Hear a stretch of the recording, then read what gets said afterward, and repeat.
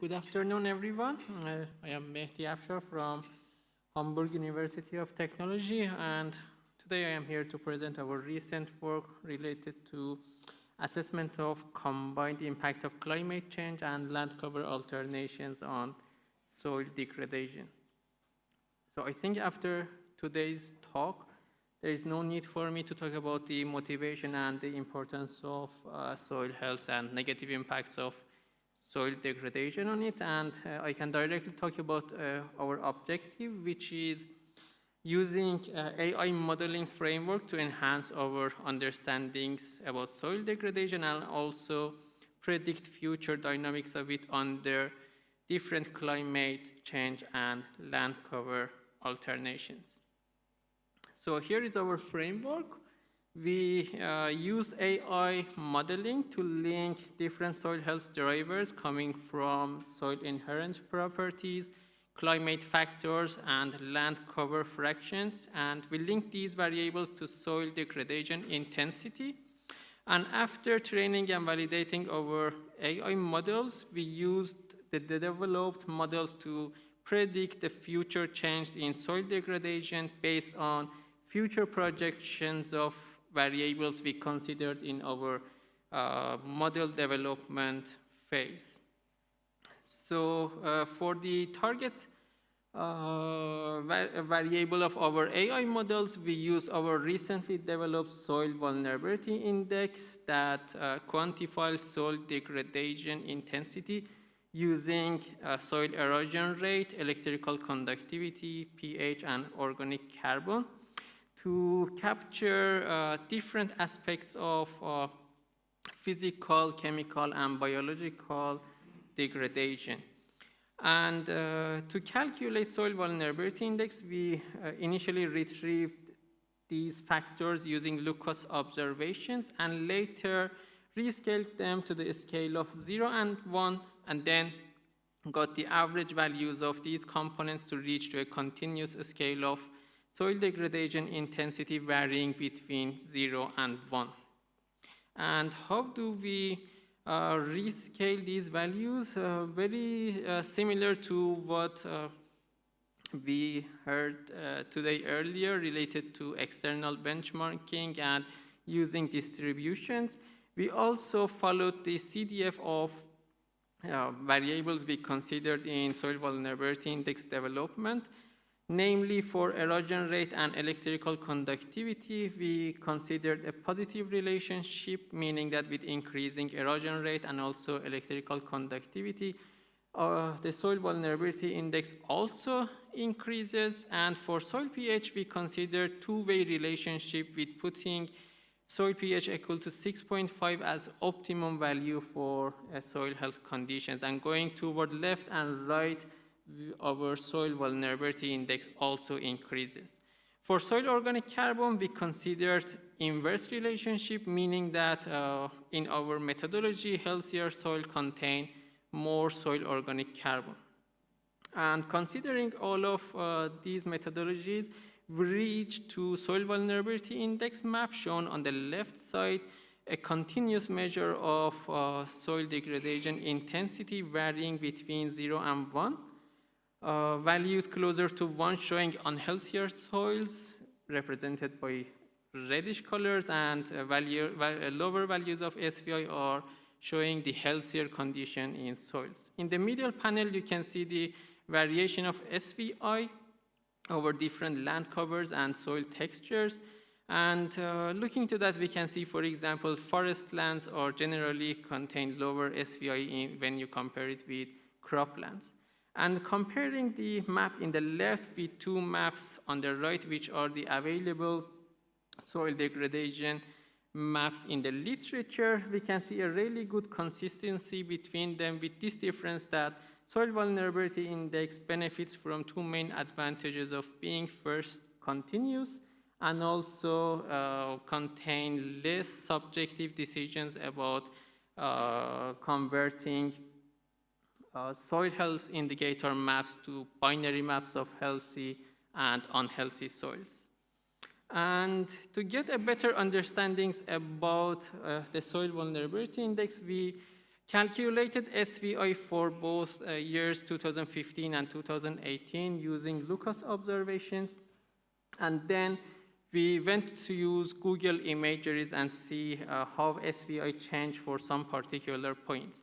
Looking to the Google imageries in the left, you can see a point that had SVI value of 0.41 in the left, and within 3 years, the SVI reached to 0.87 because of land cover alternations. And on the right-hand side, you can see the inverse relationship going from higher SVI to healthier conditions by changing, I guess, croplands to tree cover.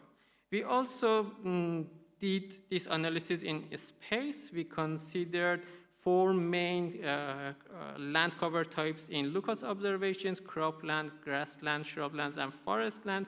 And in the top row, you can see the different locations of Lucas observations with SVI values close to 0. And in bottom row, the same cropland, but SVI value closer to 1. And as an example, you can see, for example, over forest lands, SVI close to 0 has denser vegetation cover.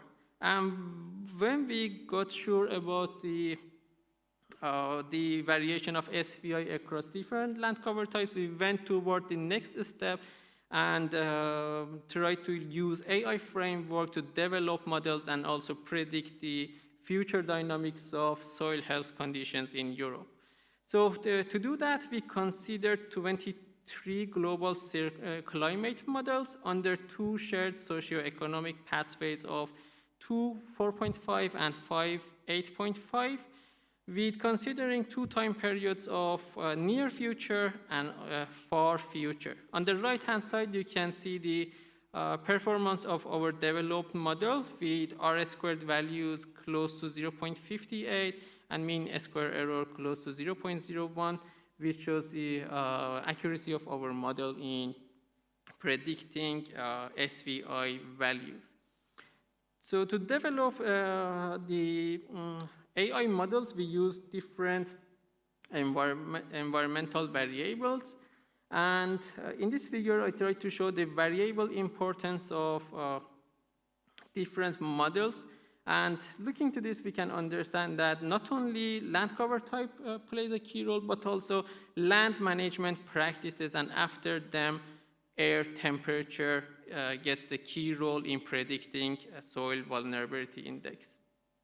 And one of the main outcomes of our analysis was related to comparison of future SVI values with historical ones. On the left side, you can see a historical map of SVI. In the middle panel, you can see the expected change in future with 2 socioeconomic pathways condition and also 2 time periods of near future and far future. And on the right-hand side, you can see the average SVI difference across different latitudes. And paying attention to average change according to the latitudes, you can see that we expect to see the higher change in Northern Europe, particularly around latitude equal to 60 degrees. And when you look at the maps, you can also see the same pattern that countries like Sweden, Finland, or Estonia in Northern Europe are expected to face with heightened soil vulnerability index and going toward unhealthier soils. And on the other hand, countries like Spain or Italy, which traditionally had higher SVI values, are expected to go toward healthier soils. And here the question comes that what is the driver of this change? Was it because of climate change or land cover alternations? And to answer that question, we run also 2 isolated scenarios with considering only change in climate and also change in only in land cover types.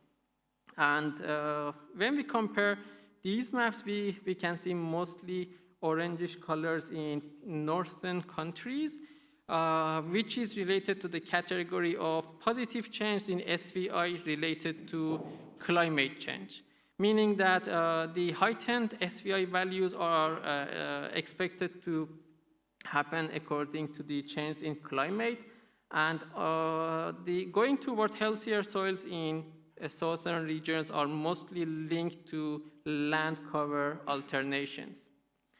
And when we compare the frequency of these categories we considered as a driver of change in SVI, we can see that we're going from near future to the far future under SSP 5.8.5, the frequency of negative change in soil health conditions based on climate change also increases.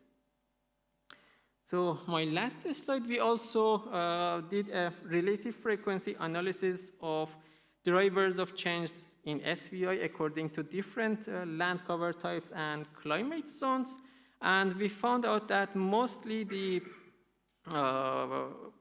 forest lands and cold climate zones are expected to face with heightened SVI values, where the arid zones are expected to go toward healthier soils according to the land cover alternations. And as a summary, I wanted to say that Europe is expected to face with significant change in soil vulnerability, especially under SSP 5.8.5. And climate change is the dominant driver of this change in northern regions, and land cover change can mitigate soil vulnerability in southern regions. So thank you for your attention, and I am happy to answer your questions if it is any.